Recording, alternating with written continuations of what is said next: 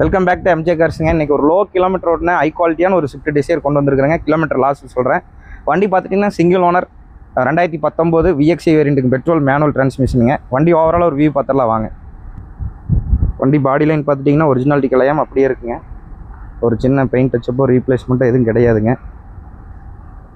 Showroom service தாங்க வண்டி பண்ணியிருக்கிறாங்க ஃபுல் அண்ட் ஃபுல். 4 டயருமே பார்த்துட்டிங்கன்னா உங்களுக்கு பிரிட்ஜ் ஸ்டோனில் புது டயர்ஸ் தான் கஸ்டமர் போட்டிருக்காருங்க. இன்னொரு 40-50 கிலோமீட்டர் டயர் மாத்திர வேலை இல்லைங்க. இன்டீரியர் காமிக்கிற வாங்க பார்த்துடலாம்.